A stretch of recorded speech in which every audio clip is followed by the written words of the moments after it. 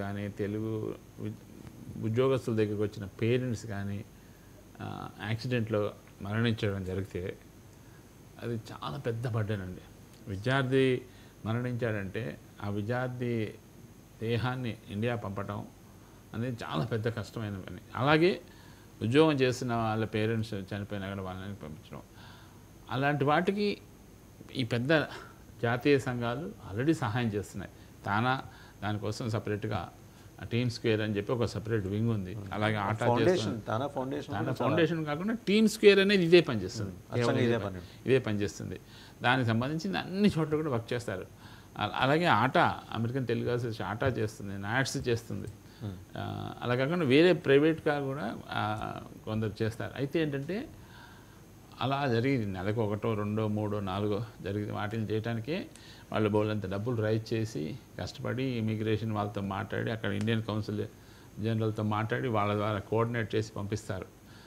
అంతే తప్ప తెలుగుదేశాల నుంచి రాష్ట్ర ప్రభుత్వాలు ఏమీ చేయలేదు.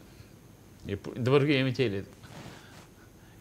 చేయలేదు. మహా అయితే అంటే ఇది అనుకోని సంక్షోభం కాబట్టి దాన్ని ఇలా అడ్రస్ చేస్తే బాగుంటుంది, చేస్తే బాగుంటుంది. ఇప్పుడు కిరణ్ గారు చెప్పినట్టు లక్షల్లో ఉన్నారు స్టూడెంట్స్.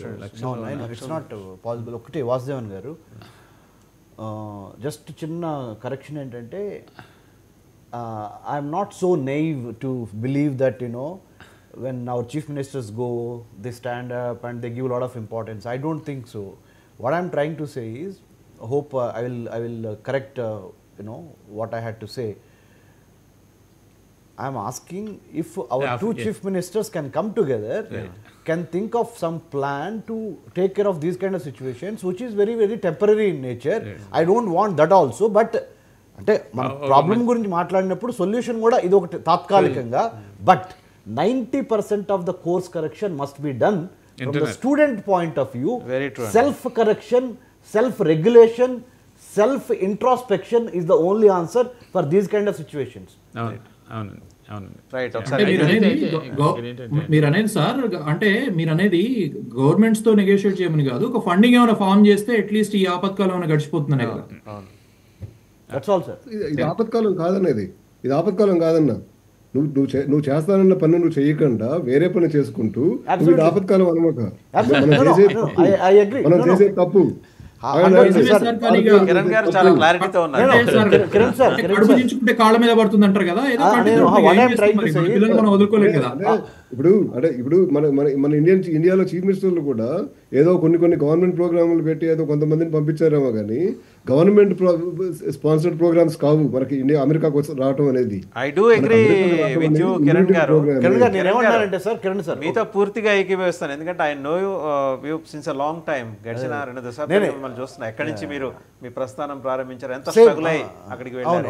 వాసుదేవన్ సార్, ఇప్పుడు కిరణ్ సార్ చెప్పినా నేను చెప్పినా మిగతా పెద్దలందరూ ఇప్పుడు కూర్చున్న వాళ్ళందరూ ఎవరైతే కష్టపడి కింద నుంచి పైకి వచ్చారో, రూపాయి విలువ తెలుసో, కుటుంబ వాల్యూస్ తెలుసో, మన రూట్స్ మర్చిపోకూడదని కిరణ్ గారు అంటున్నారు. 100% నేను అగ్రీ చేస్తున్నా. We should never forget our roots. మనం ఎక్కడి నుంచి వచ్చాం, ఎందుకు వెళ్ళామనే క్లారిటీ, ఫోకస్, గోల్ ఓరియంటెడ్గా ఉండాలి. కానీ అక్కడికి వెళ్ళి వాళ్ళని చూసి వీళ్ళని చూసి మనము టెంప్ట్ అయిపోయి పిచ్చి పిచ్చి ఆశాలు వేస్తే 100%గా అట్లానే జరుగుద్ది. What I'm trying to say is, ఏదో జరిగింది కాబట్టి ఇలాంటి జరగకుండా కూడా ఒక కేస్ స్టడీ లాగా మనందరం we have to come together. Self correction, self introspection. అదే సార్, ఇప్పుడు వాసుదేవన్ సార్, కృత్రిమ మీద టైంలో, ఆర్టిఫిషియల్ ఇంటెలిజెన్స్ టైంలో కూడా మోస్ట్ ఇంపార్టెంట్ ఏంటి, డేటా సెట్స్ బోల్డ్ అని ఉన్నాయి. మైండ్ సెట్స్ కరెక్ట్గా ఉండాలి. వితౌట్ మైండ్ సెట్ ఈ డేటా సెట్స్తో ఉపయోగించినంత డిస్ట్రక్షన్కి దారితీస్తుంది. So we have to build up that ethical, moral, self course correction practices. మన సుబ్బారావు గారు కంప్లీట్ చేస్తే ఇప్పుడు అందువల్ల అంటే మనం అర్థం చేసుకోవాల్సింది ఏంటంటే ఇట్స్ ఏ కేస్ స్టడీ ఇది. కాబట్టి ఇది ఇప్పుడు మొత్తం ఇప్పుడు కోవిడ్ వచ్చింది, వరల్డ్ మొత్తం కరెక్ట్ చేసుకుంది కొంతవరకు.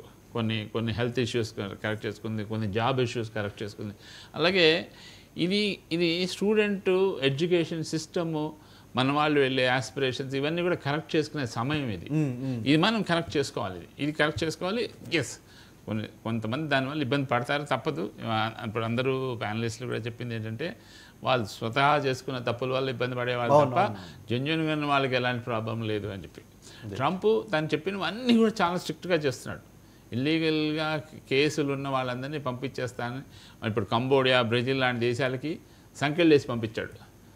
అక్కడి నుంచి వాళ్ళ ప్రెసిడెంట్ వాళ్ళు మీరు పంపించరా బాబు, వాళ్ళ సంఖ్యలు ఎందుకు వేస్తావు అని అడుగుతున్నారు.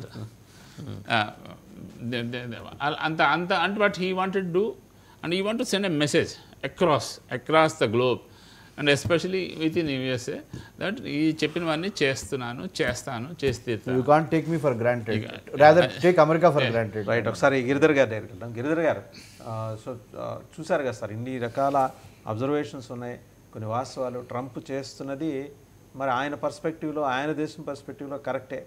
సో మనమే కరెక్ట్ చేసుకోవాల్సిన అవసరం ఉంది. నిజమే, ఎక్కడో ఒక చోట ఒక సైకిల్ నడిచేప్పుడు ఎక్కడో ఒక చోట అది ఆగాలి, అది కరెక్ట్ చేసుకుంటూ వెళ్ళాలి. దట్ ఈస్ ఫర్ ఎవ్రీథింగ్ అండి. అంటే ఏ డిసిప్లిన్ తీసుకున్నా అది జరిగి తీరాల్సిందే. ఇప్పుడు అలాంటి సందర్భం అక్కడ ఇండియన్ కమ్యూనిటీకి వచ్చింది, ప్రత్యేకంగా స్టూడెంట్స్ కమ్యూనిటీకి వచ్చింది. అంటే మనకు ఎవరో వచ్చి మనల్ని కరెక్ట్ చేసేంత వరకు మనం కరెక్ట్ చేసుకోవట్లేదు అంటే ప్రాబ్లం ఎక్కడుందో స్పష్టంగా అర్థమవుతుంది.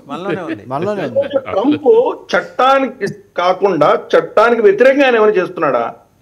వాళ్ళకు ఆల్రెడీ ఉన్న చట్టాన్ని ఇంప్లిమెంట్ చేస్తున్నాడు, అంతకుమించి ఏం చేయట్లేదు. కాబట్టి దీంట్లో ఎవరికి కన్ఫ్యూషన్ ఉండాల్సిన అవసరం లేదు. వెళ్ళి అక్కడ ఈ చట్టాలను ఉల్లంఘిస్తూ చట్టాలని బేఖాతరు చేసి మీరు చేస్తున్నవి, ఎస్పెషలీ డెమోక్రాట్ స్టేట్స్ లో, బ్లూ స్టేట్స్ లో మీకు కొంత ఫ్రీ హ్యాండ్ ఇచ్చారు కాబట్టి మీరు ఇది నార్మల్ అనుకొని మీ ఇంకా వెనక నుంచి పరివార జనాన్ని అందరూ కూడా అక్కడ తీసుకువెళ్ళి ఇక్కడ మీరు ఇందాక వారు చెప్పినట్టు టెస్టాలు కొనడం ఇవన్నీ చేస్తే ఆబ్వియస్లీ చట్టం అనేది ఎప్పుడో మీకు సంఖ్యలు వేస్తుంది, అది ఎప్పుడో ఇట్ కమ్ ఆఫ్టర్ యూ. ఇది ప్రాబ్లం అక్కడ. డొనాల్డ్ ట్రంప్ ఏది కూడాను చాలా భిన్నంగా మాట్లాడట్లేదు. నా దేశంలో ఉన్నటువంటి చట్టాలని నేను స్ట్రిక్ట్ గా ఇంప్లిమెంట్ చేయబోతున్నాను అంటున్నాడు ఆయన. అంతే ఆయన చెప్పింది, అంతకంటే మీకు ఏం లేదు. మీరు రూల్ ప్రకారం వెళ్తే మీకేం ఇబ్బంది లేదు. మీకు ఇచ్చిన వీసా ప్రకారం మీరు వెళ్ళారు, అక్కడికి టూరిస్ట్ వీసా B1 B2 ఏదో వెళ్ళారు, మీరు వెళ్ళి చర్చలు చేసుకొని వచ్చారు, మీకు ఏం ఇబ్బంది లేదు. ఏదో మీరు H1B వెళ్ళారు, మీరు చేయవలసింది మీరు చేయొచ్చు. H1B మీ భార్యకో మీ ఎవరో పరివారానికి ఇవ్వలేదు, వాళ్ళు చేయడానికి వీల్లేదు, అయినా మేము వెళ్ళి పని చేస్తామంటే ఇబ్బందులు వస్తాయి. అలాగే నేను వెళ్ళింది స్టూడెంట్ వీసా, నేను పోయి పెట్రోల్ బంక్లో ఏదో కొడతానంటే కనుక ఆబ్వియస్లీ ఇబ్బందులు వస్తాయి. కాబట్టి దాంట్లో మనం ఎటువంటి వివాదం ఉండడానికి వీల్లేదు. ఇక్కడే తల్లిదండ్రులు వాళ్ళకి ప్రోత్సహిస్తున్నారు, మీరు అమెరికా వెళ్ళండి అని చెప్తున్నారు. పిల్లలకి మేము అమెరికా వెళ్ళిపోవాలనుకున్నటువంటి ఈ యావ ఒకటి దాన్ని కంట్రోల్ చేసుకున్నంత వరకు ఇవి తప్పకుండా జరుగుతూనే ఉంటాయి. కానీ ట్రంప్ ఏదో ఇప్పుడు వచ్చాడు కాబట్టి 100 రోజుల వ్యవధి ఇవ్వాలని అనడానికి మనకు ఆస్కారమే లేదు. ఆయన 100 కాదు 400 రోజుల సమయం ఆల్రెడీ ఇచ్చాడు. ఆయన క్యాంపెయిన్ మొదలు పెట్టిన రోజు చెప్పాడు, ఆయన ఇల్లీగల్స్ అందరినీ మొదటి రోజునే తరిమేస్తానని ఇప్పుడు నుంచి చెప్తున్నాడు. ఫస్ట్ డే నుంచి చెప్తున్నాడు, ఈ రోజుగా చెప్తున్నాను. ఇప్పుడు మళ్ళీ ఇంకో 100 రోజులు అడగవలసిన పరిస్థితే లేదు. 400 రోజులు మీరు ఏం చేస్తున్నారు? ట్రంప్ గెలవడు అని అనుకున్నారా? ఒకవేళ ట్రంప్ గెలుస్తాడని మీకు తెలిసిన తర్వాత ఇంకా ఎందుకు చేస్తున్నారు మీరు? సో కాబట్టి తప్పు ట్రంప్లో ఏ మాత్రం ఆవగించేంత కూడా లేదు. ట్రంప్ మీకు ఇవ్వవలసిన నోటీస్ ఇచ్చాడు, 400 రోజులు నోటీస్ ఇచ్చాడు ఆల్రెడీ. మీరు దాన్ని పాటించకపోకుండా, దాన్ని మీరు గౌరవించకుండా ఉన్నందుకు మీరు దాన్ని సఫర్ అవుతున్నారు, అంతకు మించి ఏమీ లేదు. పైపెచ్చు ఆల్రెడీ మనకు భారత ప్రభుత్వం ఒక ఫండ్ ఏర్పాటు చేసింది 3 ఏళ్ల క్రితం. నిర్మలా సీతారామన్ గారు ఆవిడ బడ్జెట్ లో ఈ యొక్క ఎస్పెషల్లీ గల్ఫ్ లో ఉన్నటువంటి మన పనిచేస్తున్నటువంటి వాళ్లకు అక్కడ లీగల్ కేసులు ఉంటాయి, చిన్న చిన్న కేసులు ఉంటాయి. ఏదో వాళ్ళు ఎవరి దగ్గర అప్పు తీసుకొని అప్పు కట్టలేదు అనేది కేసు ఇస్తే కానీ వాళ్ళని జైల్లో పెట్టడం, వాళ్ళకి అక్కడ ఉద్యోగం లేక ఇంటికి పైసలు పంపించలేక ఇరుక్కొని ఉన్నటువంటి వాళ్ళు చాలా మంది ఉన్నారు, ఎస్పెషల్లీ మన లేబర్. వాళ్ళకి చిన్న చిన్న కేసులు సమస్యకు పరిష్కారం వచ్చే దిశగా ఒక ఫండ్ అనేది ఏర్పాటు చేశారు. కాబట్టి అది ఇబ్బంది లేదు మనకు. అలాగే ఎవరైనా నిజంగా అక్కడ ఇబ్బందిలో ఉండి చనిపోయినటువంటి వ్యక్తులని వెనక్కి తీసుకురావడానికి భారత ప్రభుత్వం కూడా దాంట్లో ఇన్వాల్వ్ అయి ఉంటుంది. ఆ స్టేట్ గవర్నమెంట్స్ కూడా చాలా ఇన్వాల్వ్ అయినాయి కొన్ని కేసెస్లో.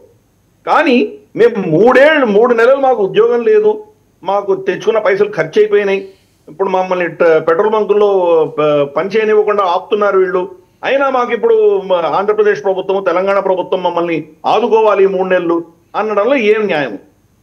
అక్కడ మనకి ఇబ్బంది వస్తుంది. నిజంగా వాళ్ళు కనుక అక్కడ ఏదో కుర్రవాడిని ఎవరో షూట్ చేసి చంపేశారు, అతని శవాన్ని తీసుకురావాలి, అటువంటి కేసులో ఎస్ మన ప్రభుత్వాలు దానికి ఏదో ఒక ఫండ్ పెట్టుకోవడం, దాన్ని వాళ్ళకి సాయం చేయడం, ఇటువంటివి చేయొచ్చు మనం.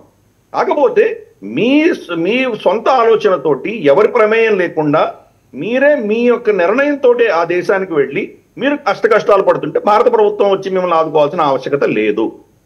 మీరు నిర్ణయించుకొని మీరు వెళ్ళారు కాబట్టి కష్టం మీరు అనుభవించాలి. అక్కడ కనుక ఏమైనా ఇబ్బందులు వస్తే మీరు ఫ్రెండ్స్ని అడుగుతారా, లేదా మీరు అక్కడి నుంచి తట్టుకోలేని పరిస్థితి భారతదేశంకి వచ్చేయండి. లేదు అక్కడ ఉన్నారంటే కనుక మీరు అక్కడ ఉన్న చట్టాలని పాటించక తప్పదు. కాబట్టి దీనిలో ఎటువంటి క్లారిటీ అనుమానం ఉండవలసిన ఆవశ్యకత లేదు. సో అంటే కాకపోతే మనం నేను ఇందాక చెప్పిన దాంట్లో ఒక ఉదాహరణ మీకు ఇస్తాను మీకు. ఇది అక్కడ వెళ్తున్నటువంటి వాళ్ళలో ఎట్టి పరిస్థితుల్లో అమెరికాలో ఉండాలి అనుకున్నటువంటి భావజాలం ఉన్నటువంటి చాలా మంది ఇప్పుడు ఎక్కువగా వెళ్తున్నారు. గతంలో అక్కడ నాలెడ్జ్ సంపాదించుకోవడానికి మన దేశంలో అటువంటి ఆపర్చునిటీస్ లేవు కాబట్టి అక్కడ వెళ్ళినటువంటి వాళ్ళు గతంలో వెళ్ళారు. ఇప్పుడు వెళ్తున్న వాళ్ళందరూ కూడాను ఒక సరదాగా ఫ్యాన్సీగా అమెరికాకు వెళ్ళిపోవచ్చు, మనకు పైప్ లైన్ దొరికిందని వెళ్తున్నటువంటి వాళ్ళే. గుజరాత్ నుంచి ఒక ఫ్లైట్ లోడ్ బ్రెజిల్కి వెళ్తుంటే ప్యారిస్లో దాన్ని పట్టుకున్నారు. వాళ్ళందరూ సంపన్నమైనటువంటి కుటుంబాన్ని చూసేటువంటి ఎవరికి పేదరికం లేదు వాళ్ళకి. ఇన్ఫాక్ట్ ఒక కుటుంబం మనకు తెలుసు అక్కడ కెనడాలో వాళ్ళని బార్డర్లో తీసుకొచ్చి వదిలేశారు వాళ్ళని, భార్య భర్త 2 చిన్నపిల్లలు. జస్ట్ యుఎస్ఏ బార్డర్కి దగ్గర 2-3 కిలోమీటర్ల దూరంలో వదిలేశారు వాళ్ళని ఈ బ్రోకర్స్. వాళ్ళు అక్కడి నుంచి నడుచుకుంటూ వెళ్ళి రాత్రిపూట ఆ మంచులో వాళ్ళు దారి తెప్పిపోయి పొద్దున్న చూస్తే శవాలుగా తేరారు. వాళ్ళకి యాక్చువల్గా బిజినెస్ ఉంది, కోటీశ్వరులు వాళ్ళు, కానీ ఏదో విధంగా అమెరికా వెళ్ళాలి, సెటిల్ అవ్వాలి.